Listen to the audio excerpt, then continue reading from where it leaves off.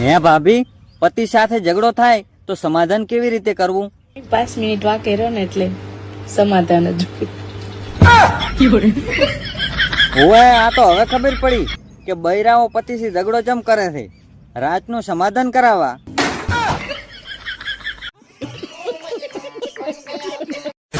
આ અમુક લોકોને છે ને, હા શું છે અમુક લોકોને માસી? શું કેવું ખબર જ ન પડે. ચમ માસી એવું? ચાંટા આવી ગયા હોય ને એ આવડા આવડા તોય આંટા તો ન જ આવે. પણ ક્યાંથી આંટા આવે માસી?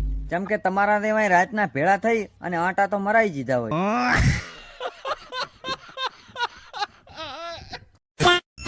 માસી, આજે તો રાતે મને ભૂત પીડાઈ ગયું હતું.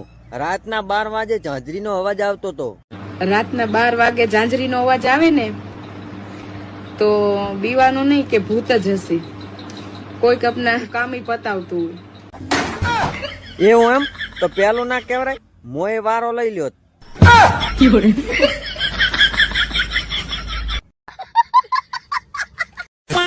મારું એક સપનું હતું. સપનું તો મારું હતું માસી, પણ કઈ ભાંડું પૂરું ના શું. આ રોધડા રખડે એમ રખડારા.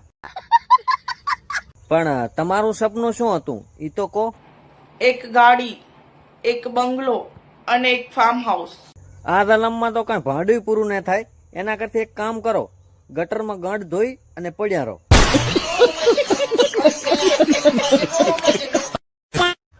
મડ એક સેટિંગ શોધું અને એમાંય લવર કાળસા નીકળે. કાળી હોય કે ગુલાબી, તું બસ સાટવાથી મતલબ રાખ મારા કલેજા. લવર ને પ્રેમ કરાય, એને ચાટાય નહીં.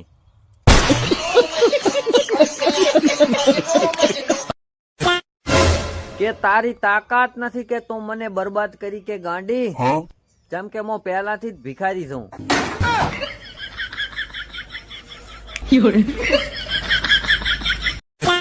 एक्सक्यूज मी, हाँ बोलो. तुम मुझे बहुत अच्छे लगे. Thank you. मुझसे शादी करोगे? ના ભાઈ, તારા હારે લગ્ન કરીને શું વેસ્ટ ઇન્ડિઝ નો વાડો ભરું? કાળશા.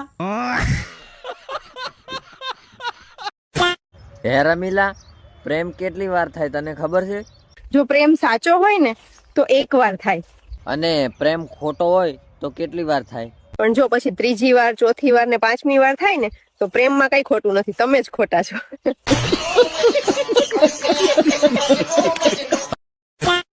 सुनो, मैं तुमसे गुस्सा हूँ रुको जरा. ચમ, તને વળી શું શું? क्योंकि तुमने मुझे अपनी शादी में नहीं बुलाया. સોરી યાર, એક કામ કર, સુહાગરાતની આઈદા દે. ओके.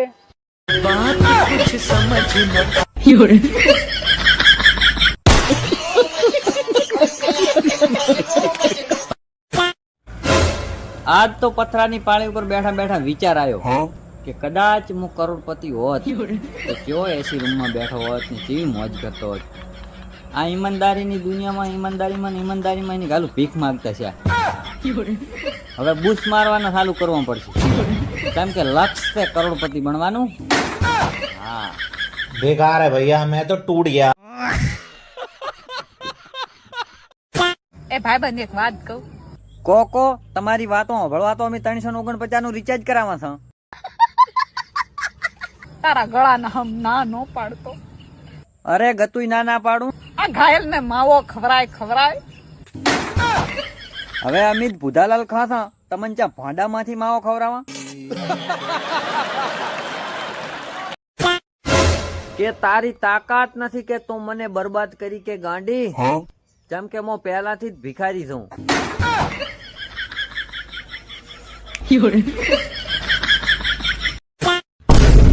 દાદા, તમે હમણાંથી ઇન્સ્ટાગ્રામમાં વિડીયો નહીં બનાવતા? તમારા વગર અમને મજા નહીં આવતી હો. વિડીયો બનાવવાનું ચાલુ કરો ને અમે ઇન્સ્ટાગ્રામ ડિલીટ કરી દઈએ. તમને શું થયું છે એ તો મને કહો. શું તો કાંઈ નહીં, પણ તમે વિડીયો બનાવો એટલે અમે તમારા ઉપર રોસ્ટ માર. તમારી મોનને ઠોકો, તમે મારી જ રાહ જોઈને બેસી રહ્યા છો. ડોહા ગાલી મત બોલો, ના કે એની ગાલું એક લાકડી ભેળો ઉલાડી મેલશું. रुको जरा. ये माल क्या होता है? માલ મતલબ છોકરો અથવા છોકરી આમ દેખાવમાં રૂપાળા અને વ્યવસ્થિત લાગતા હોય ને એને માલ કહેવાય. एक बात कहूँ तुमसे, હા બોલો બોલો. तुम भी बहुत अच्छे माल हो.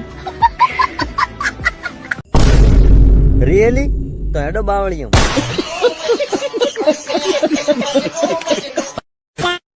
આજે છોકરાઓ એક બહુ મસ્ત વસ્તુ શીખવાડું. હા પણ ફટોફટ બોલતો, જેમ કે મારે બજારમાં લારી હાંકવા જવાનું છે. શાકભાજી ની હો. છોકરીઓને મોંઘા ગિફ્ટો નહીં જોઈતા હોતા. હા તો ગિફ્ટો ના જોતી હોય તો બીજું શું જુએ? એમને શું જોઈએ? એફર્ટ્સ. હા પણ ઈ તો અમને ખબર છે કે એને દાડાના 10 વખત એફર્ટ જોવે છે. એ લોકો માગી ના હકે તો તમે લોકો સમજી નહીં શકતા. હા ઈ તો અમે સમજા હતા ને, તેમાં તો સરકારે રબડના એફર્ટ કાઢ્યા છે. ગમે એમ લે.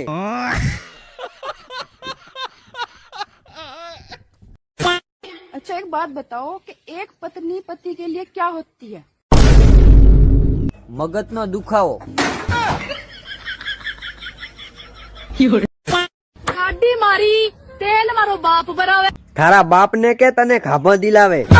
બીચ રોડ પર નાગી ફિરે ગેલ સફી ઝાલર હડ.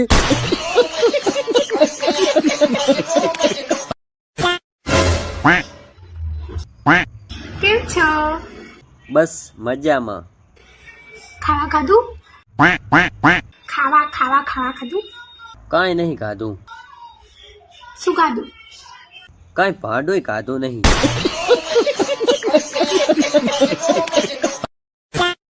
હે ભાભી, અત્યારના છોકરાઓને કેવી છોકરીઓ પસંદ છે?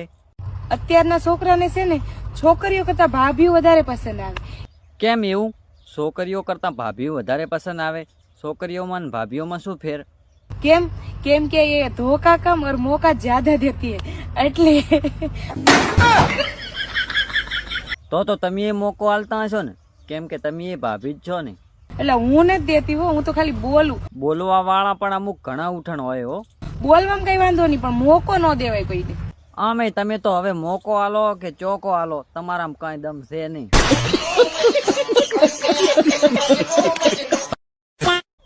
આજકાલની નવી ગાડીઓ ચલાવવાની મજા નહીં આવતી હો. ગાડી ગમે તેવી હોય ફેરવવાથી મતલબ રાખવો. શું ભાડું ચલાવવાથી મતલબ રાખીએ? બારેથી તો સારી દેખાતી હોય છે પણ અંદર તો બધું તૂટેલું હોય છે. બાકી એન્જિન તો બધાના બગડેલા જ હોય. હા તો ઓછા લેવાનું રાખો તો એન્જિન સારું રહેશે.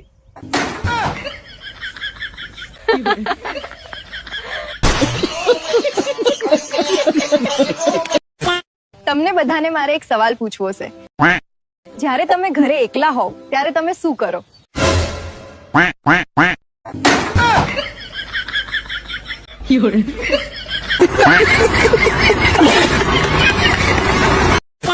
ખેતીવાડીનો એક પાકો નિયમ છે હો.